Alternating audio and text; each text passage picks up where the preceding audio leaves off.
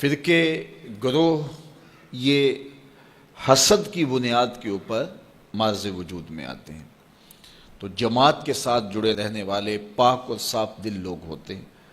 اور وہ کسی سفلی یا سطحی مفاد کی وجہ سے یا کسی کے حسد کی وجہ سے الگ رستہ اختیار نہیں کرتے، وہ جماعت کے ساتھ جڑے رہتے ہیں۔ اللہ کے محبوب علیہ السلام نے ارشاد فرمایا کہ جو سواد اعظم ہیں ان کے ساتھ وابستہ رہو، جو ان سے بچھڑ گیا وہ جہنم میں چلا گیا۔ بلکہ فرمایا شیطان جو ہے وہ بھیڑیے کی طرح ہے، جو بکری الگ ہوتی ہے اجڑ سے تو بھیڑیا اس کو اچک لیتا ہے، اگر کوئی الگ ہوگا تفریق کا راستہ ڈھونڈنے نکلے گا، پھر شیطان اس کو راستے دے دے گا، پھر نتیجہ یہ ہوگا وہ الگ گروہ اور الگ فرقہ الگ جماعت بنا کے بیٹھ جائے گا، اور جو حقیقی جماعت ہے سواد اعظم ہے اس سے وہ بکھر جائے گا، اور تفریق، تشدد، اختلاف اور باہمی جو ہے وہ لڑائی اور جنگ و جدل کا ماحول پیدا کر بیٹھے گا۔ اس لیے ہمیں اپنی زندگی میں ہمیشہ مزاج میں صلح جوئی رکھنی چاہیے، بات بات پہ بگڑنا، ہر بات پہ اختلاف کرنا اور الجھاؤ پیدا کرنا، بعض لوگ اس کو تحقیق کا نام دے کہ ہر وقت ہی جو ہے وہ عجیب کیفیت میں رہتے ہیں۔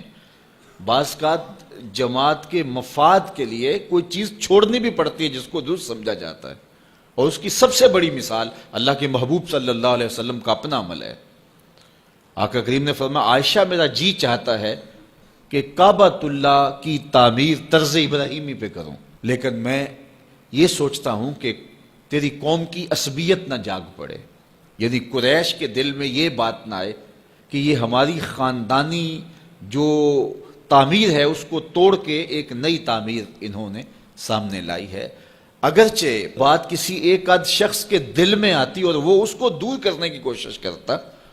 لیکن اس کے باوجود حضور علیہ السلام اس سے بھی بچے کہ کہیں اس میں جو ہے وہ لوگوں کے ذہن میں جو ہے وہ ایسی بات نہ آنے پائے۔ اب یہ کتنی بڑی بات ہے، اگر ہم لوگ اس بات کو سمجھ لیں تو یہ بات بات پہ بگڑنا، جھگڑنا، جنگ و جدل، لڑائی اور باہمی تشدد، افتراق اور کیا کچھ ہے، اور جو اس وقت ہم کر رہے ہیں پوری دنیا کے اوپر، مسلمان آج دیکھیے شام کے اندر جو کچھ ہو رہا ہے، اور ہم آپس میں جو ہے وہ باہم دست و گریبان ہیں۔ ہم چھوٹے ہوتے تھے تو وہ ایک کہانی پڑھتے تھے کہ ایک تھا تیتر ایک بٹیر، لڑنے میں تھے دونوں شیر،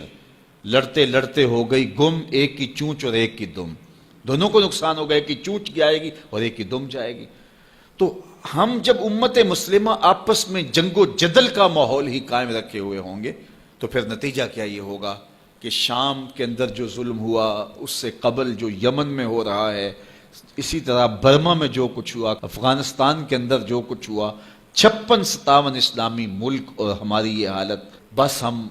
جغرافیائی الجھنوں میں ہیں۔ اس امت کو اس تقسیم میں ڈالا گیا ہے۔ یہ اب بھی بہار عرب پچھلے دنوں میں چلی، عرب نیشنلسٹ اور یہ جو کچھ بھی ہے،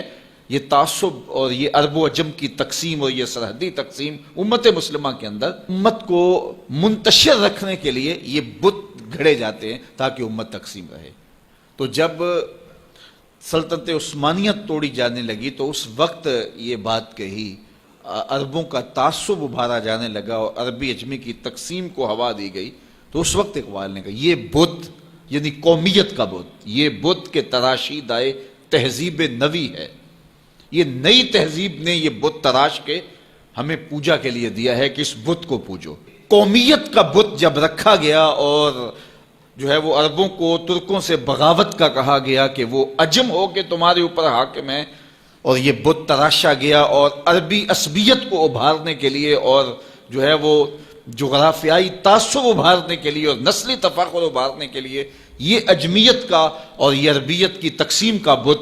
یہ قومیت کا بت جب تراشا گیا تو اقبال کتنا زیرک شخص تھا، اس وقت کہا تھا کہ یہ بت کے تراشیدہ تہذیب نوی ہے، یہ نئی تہذیب کا تراشا ہوا بت ہے، اگر اس کی پوجا پاٹ شروع ہوگی تو ہوگا کیا؟ سنیے ذرا، یہ بت کے تراشیدہ تہذیب نوی ہے، غارت گرے کاشانہ دین نبوی ہے۔ اس بت کی پوجا کا مطلب یہ ہے کہ تم دین کے کاشانے کو غارت کر رہے ہو، دین کی عمارت اپنے ہاتھوں سے ڈھا رہے ہو۔ تو پھر ہمارے لیے میسج کیا ہے؟ تو اقبال نے میسج دیا، بازو تیرا توحید کی قوت سے قوی ہے، اسلام تیرا دیس ہے، تو مصطفی ہے۔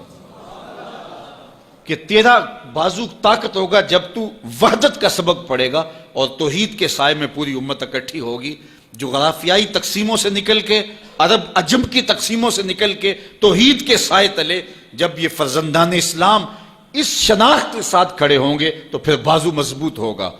اور تیرا دیس یمن، شام اور یہ نہیں ہے، تیرا دیس کیا ہے؟ اسلام تیرا دیس ہے، تو مصطفیٰ بھی ہے. آپ نے ابھی تک ہمارا چینل سبسکرائب نہیں کیا تو ابھی سبسکرائب کریں اور بیل آئیکن کو کلک کر کے ہماری لیٹسٹ ویڈیوز کے بارے میں